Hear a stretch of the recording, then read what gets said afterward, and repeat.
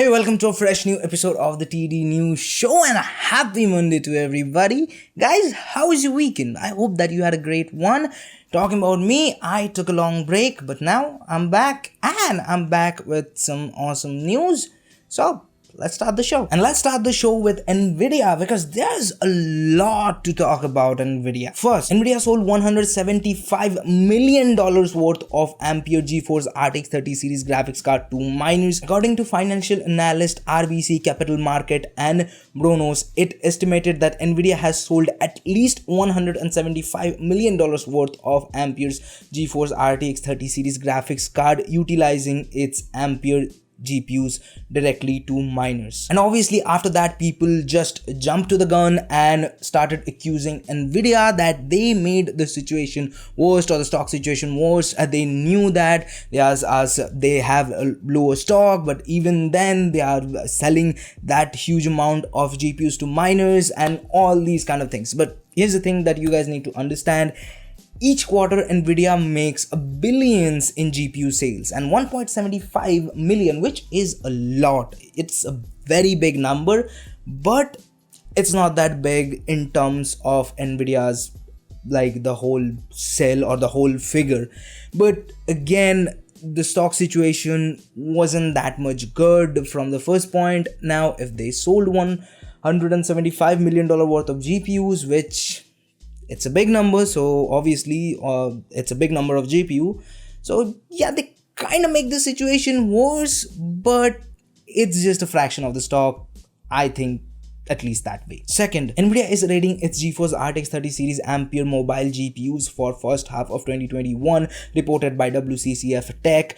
The leaked slide mentions a January 2021 launch for the RTX 3080 mobile and the 3070 mobile, followed by an RTX 3060 mobile launch later. And last but not the least, last week Nvidia published a holiday gift gamer contest where the GeForce RTX 3070 graphics card could have been won. While this isn't something unusual or particularly newsworthy, but the graphics card that used in the promotional material certainly was. The GPU in the marketing material was using a 8-pin power connector, but as we all know, Nvidia switched to a proprietary 12-pin connector for the Founders Edition cards. So it is very interesting. But in a short statement to Tom's Hardware, Nvidia clarified that that was just a marketing mistake. So now 8-pin connectors on Founders Edition cards are not coming back. Nvidia still going to use 12-pin connector for the Founders Edition cards moving forward. It was just a simple marketing error. Now let's talk a little bit about AMD. First, Egos Lab analyzed two video BIOS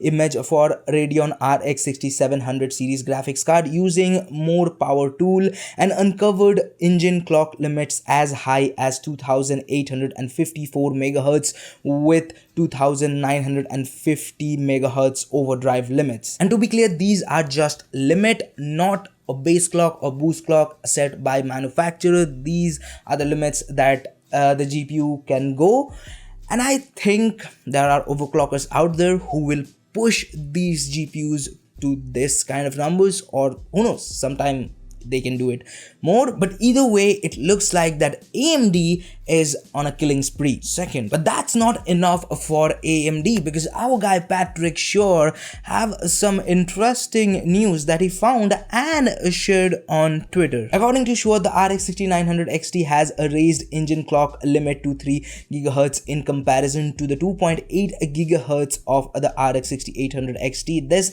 200 MHz increased coupled with the 8 additional RDNA 2 compute units. December is going to be pretty hot, but to be honest, I kind of want Patrick to be wrong because last time he was right and I was wrong about the lineup of our Ryzen 5000 series CPUs.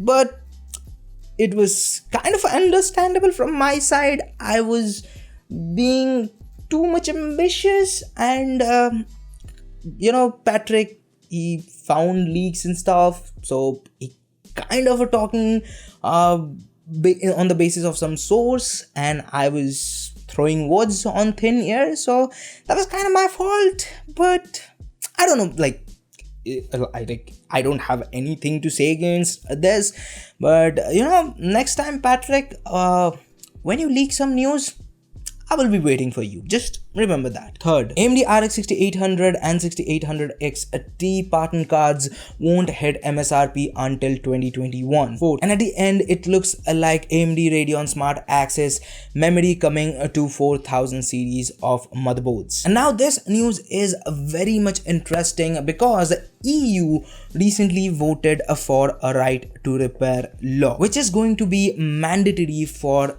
tech products. The product will be scored on a scale of 1 to 10 by a survey on the basis of which product is easy to repair, and manufacturers have to use this score on their products. And to be honest, I think this is a really good step towards the end consumers, us. Now, talking about a good step, this is the time to take a good step towards the quick news, because this is the time for the quick news. So let's talk about the quick news. PS5 third-party games outperforming Xbox Series X, wafer prices rising up to 40% in 2021.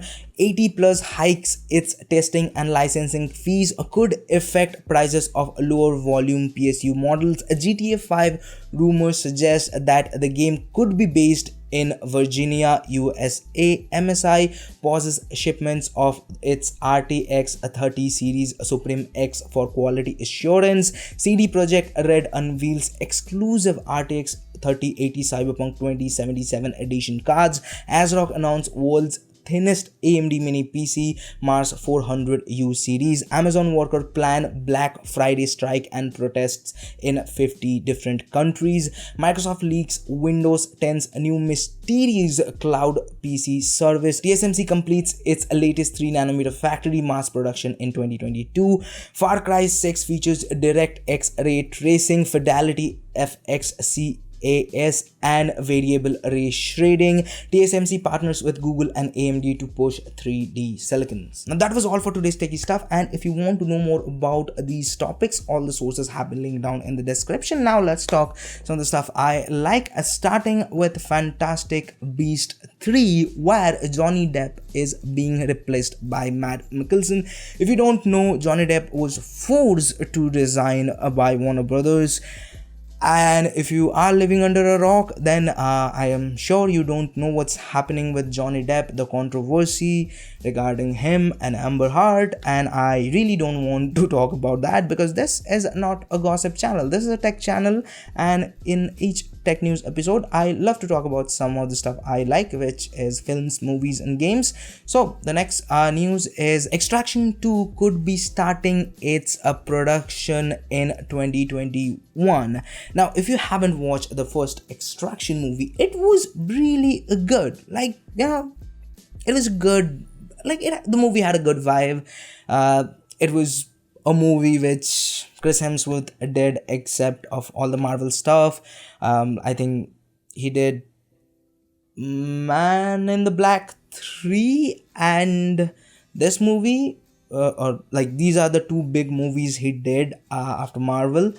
And both of them are good. They are not outstanding or something like that, but they are good. Extraction 2, I really enjoyed the movie. It was jam-packed with actions, and the ending was pretty good. And I don't want Extraction to be a sequel. I want it to be a prequel. I want to know more about the Chris Hemsworth's character, how he become who he is, and really I want to see Randeep Hooda also. Randeep Hooda was amazing. He's a great actor. I really like that guy.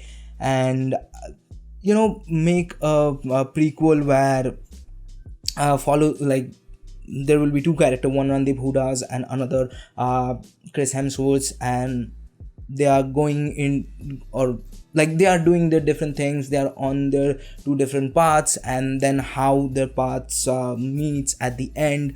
It's like Randeep Hooda was great on Extraction 2 or any movie from Randeep Hooda. Randeep Hooda is really a great talented actor, and Bollywood isn't using him for good scripts, but he is doing theaters, and I think he's good on theaters. But one more interesting thing, the director, he was amazing. Like, I haven't seen a bunch of directors who done the stunt camera on their own movies. Like, generally directors even sometimes don't do the whole cinematography things, but he did the whole stunt, and I really liked it. And to be honest, I want to be a filmmaker. If you're a long time viewer of this channel, then you must know about that. And to be honest, in my resume, I want two things to be prominent. One is a great Steadicam operator, and second is a stunt cameraman.